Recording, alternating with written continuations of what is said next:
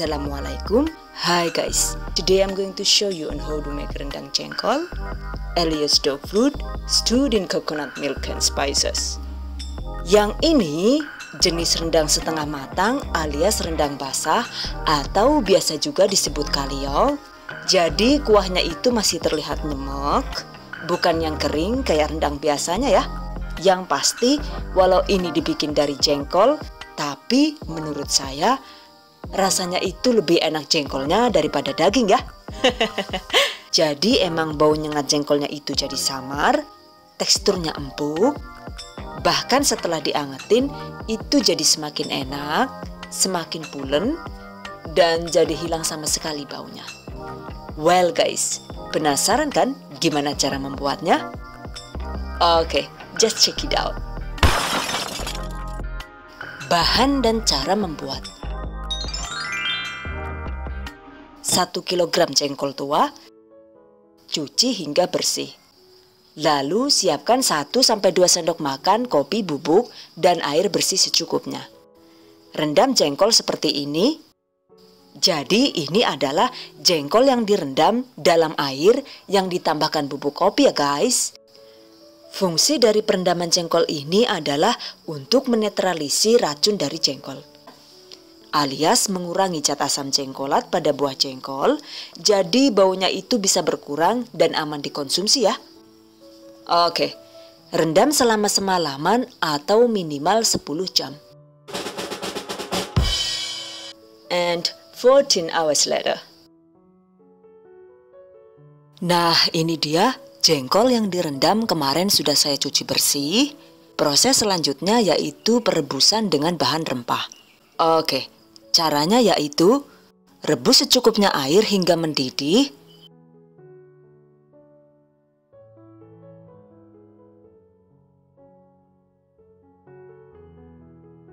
Setelah mendidih, masukkan jengkol.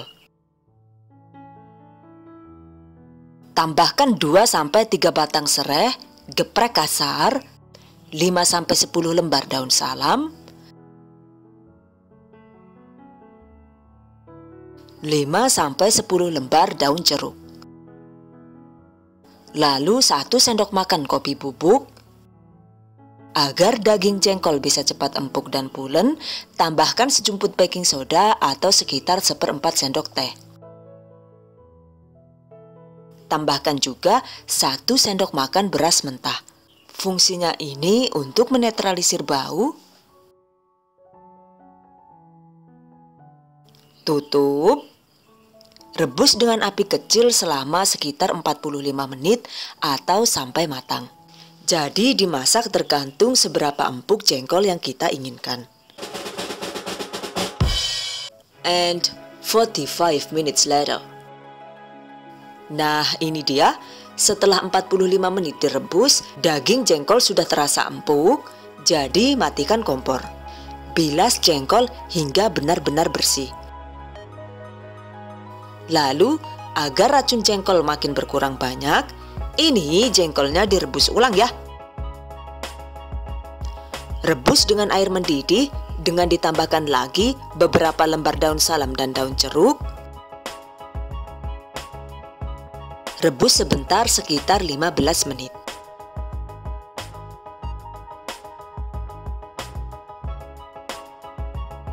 Jadi, memang untuk proses perebusan jengkol itu disarankan diulang 2-3 kali agar hasil perebusan jengkol bisa pulen dan bebas bau ya guys. Nah, ini dia. Jengkol yang direbus ulang tadi sudah dicuci bersih dan ditiriskan.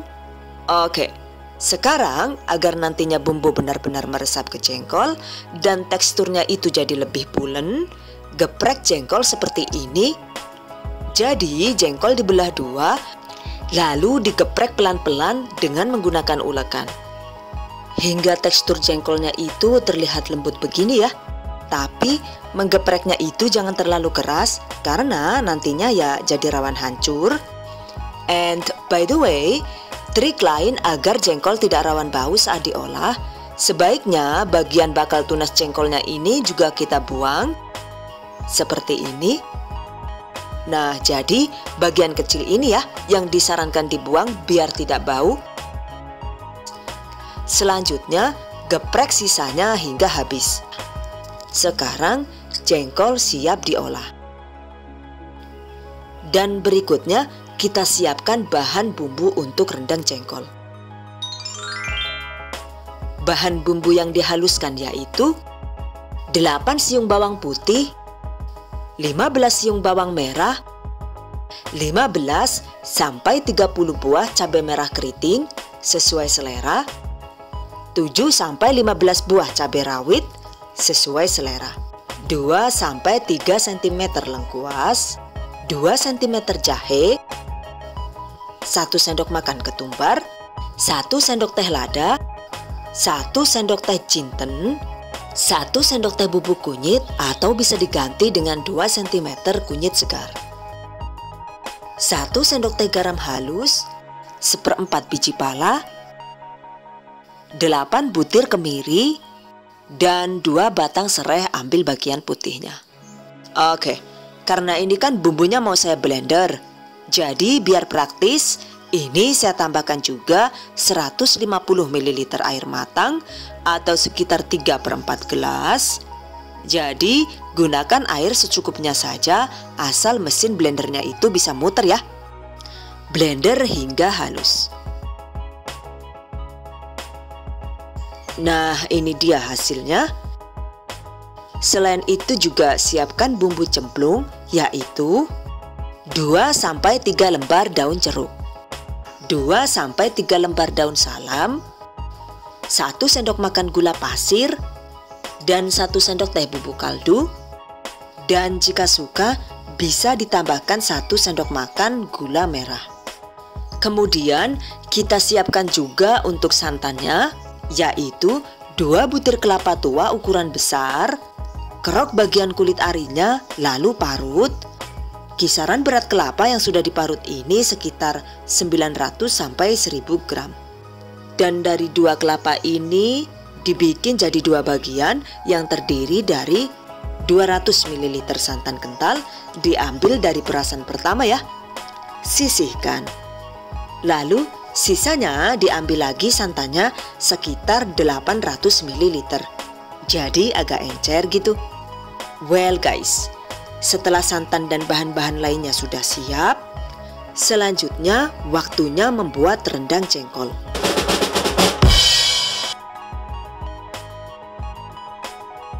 Panaskan 3-4 sendok makan minyak goreng, lalu tumis bumbu yang dihaluskan.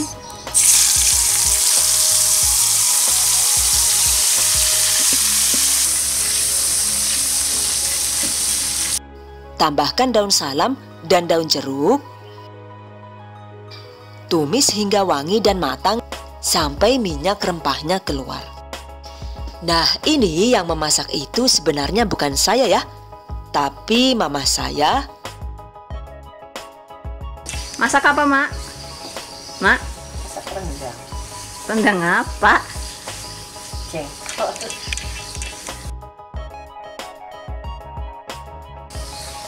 Udah tanda-tandanya matang siapa? Udah wangi. Lagi urung wangi tah?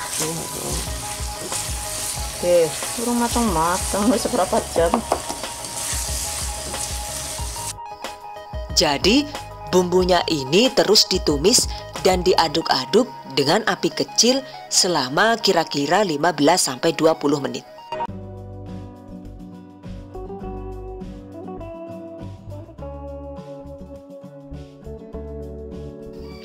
Tuh lihat, sudah mulai matang dan harum ya. Setelah itu tambahkan santan encer sedikit demi sedikit. Aduk terus hingga larutan santan menyusut dan mengeluarkan minyak.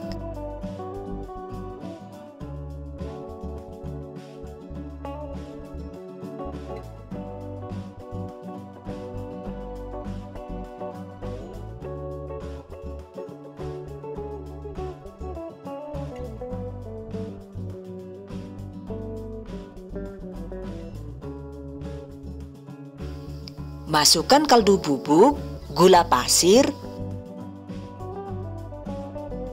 dan gula merah.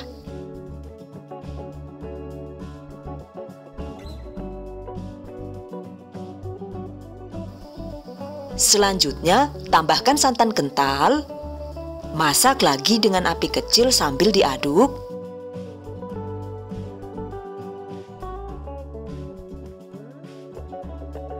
Cek rasa. Jika dirasa kurang asin, tambahkan lagi garamnya, atau jika terlalu pedas, bisa ditambahkan gula pasir atau gula merahnya sesuai selera. Setelah itu, masukkan jengkol. Masak dengan api kecil sambil sesekali diaduk hingga agak kering atau kering sesuai selera masing-masing. Garing naban.